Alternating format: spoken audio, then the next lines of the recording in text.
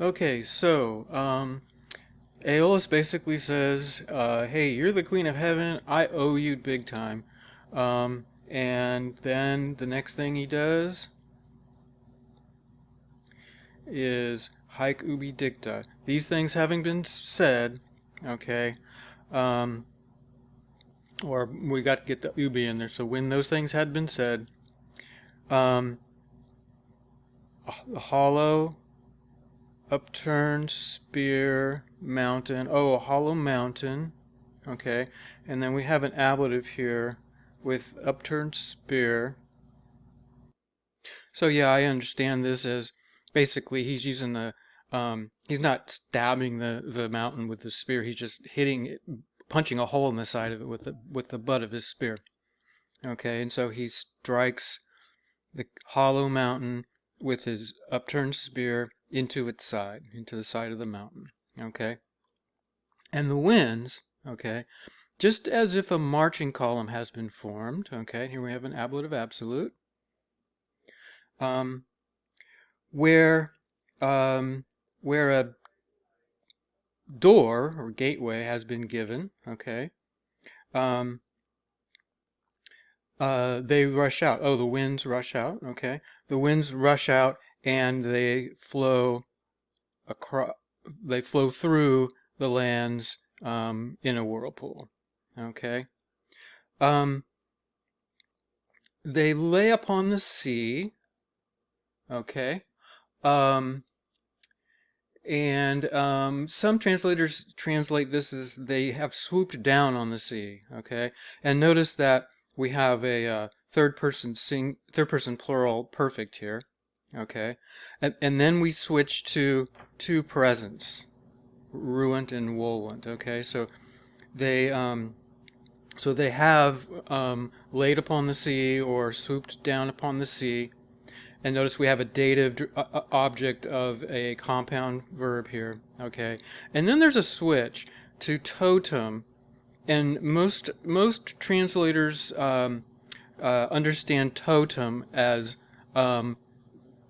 being the accusative adjective modifying C, understood as the direct object of these verbs, okay?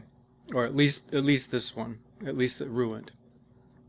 Okay, and here also ruined. Ruo usually means to rush down. It's usually an intransitive verb, but here most translators, because it doesn't make a lot of sense otherwise, have translated ruined as a transitive verb. So uh, some say it churn up. Okay, um, and so then we have Ausetibus emis from the lowest foundations or seats. Okay, altogether the um, the I think this is east wind and the north wind and or no, this is west wind. West wind and the north wind churn the whole sea up from its lowest roots or seats, foundations, and also the southwest wind. Okay, thick with gusts. Okay, they all do this. They all do, um, and they all these winds are doing this. Okay, churning it up from its lowest roots, and they are rolling huge waves toward the shore. A noise follows, and of men, perhaps. Oh, okay. Here we go. The shouting of men follows. Okay, um, and the shrieking of the ropes of the ship. Right, they're being stretched. Okay.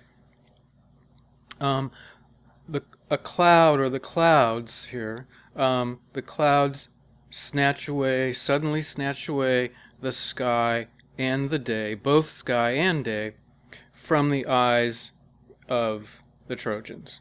Okay, a dark night lays over the sea. The sky thundered. And notice again, we've got a similar pattern here where we've got a perfect tense verb introducing, just like we have here, introducing a series that's followed by two present tense verbs. Okay, so the sky thundered, and the upper air flashes with frequent fires, and all things threaten death or present death to the men. Okay. Another way I've thought of translating this line is all things threaten that death is present to the men. Okay. But anyway, what this basically is implying is that the men are sure they're going to die. Okay, from all this. Suddenly. Okay, and remember, ex templo means literally from the sky, because a temple would be a quadrant of the sky that that prophets would divide the sky up so they could read bird signs and such in the sky. Okay, so literally from the sky. Okay, the limbs of Aeneas, okay, are loosened by a shiver or by the cold. Okay, he groans. And holding up, okay, or holding his twofold palms or hands to the stars, he says such things with his voice. Literally, he carries forth such things by means of his voice. Oh, 3 times, or maybe both 3 times, and 4 times blessed. And then we have quis, and we have quis as the first word in a sentence, or in a line, okay, we know that has to be long, and the normal quis, the normal interrogative pronoun, is short, okay? And so what's going on here is this is short for quibus, okay? So those to whom, and then let's see, before the faces of fathers of Troy, beneath the walls, the high walls, okay,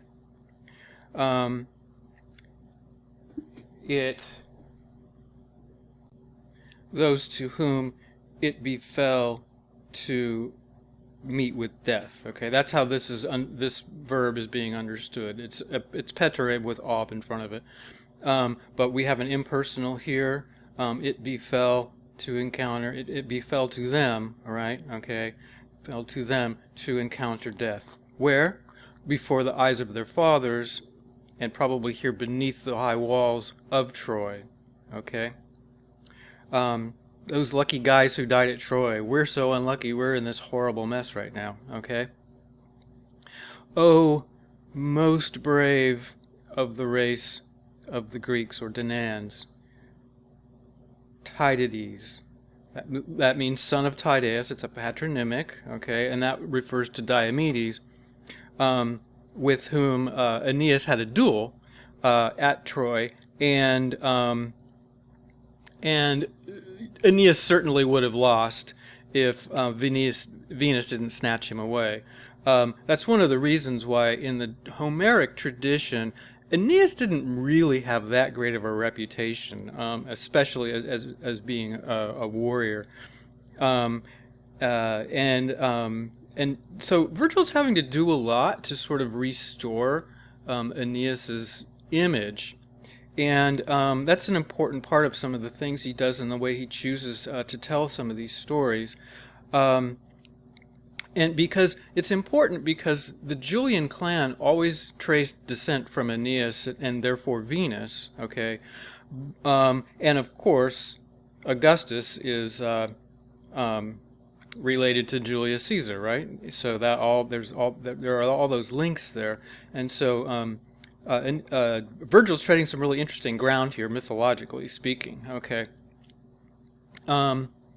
Was I not able, or could I not have been able, to lie in the fields of Ilium and to have poured out this soul by means of your right hand. He's speaking to Diomedes right now. Oh, if only you had killed me, then I wouldn't be in this present situation. Okay, where cruel Hector, and I find it very interesting he describes Hector as cruel here, where cruel Hector lies by means of the spear of the grandson of Iacchus, that is, of course, Achilles, okay? Where huge Sarpedon, okay? Now, Sarpedon was an important part of the story at Troy, also because when he was being killed, Jupiter wanted to save him because he was a son of Jupiter. But Juno reminded him, saying, "No, you know it's fate, and it's got to happen, so you can't stop it." Okay, and Zeus shed a tear over him. Zeus was very sad to lose him. Okay, where the Simois, the river Simois, that's a river that runs near Troy, and then snatched up beneath the waves. Shields of men and helmets and strong bodies rolled. Okay, so the Simois is the subject of Woolwit. Okay, where so many times the Simois rolled beneath his waves. River gods are always male. Who rolled, snatched up shields and helmets and strong bodies of men. Okay, all these things belong to the men. Okay, and I think I remember telling you about this, about how when Achilles returned to battle, he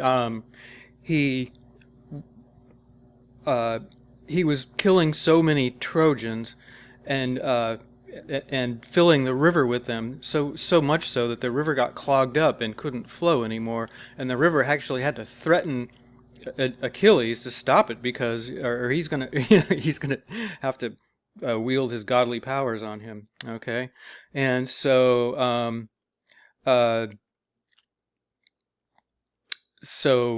yeah, so what we have here is Aeneas is very interesting. This is an interesting issue to think about when it comes to Aeneas and the issues of leadership and stuff like this, because here he's just acting completely dismayed and hopeless. Okay, all right, we will continue.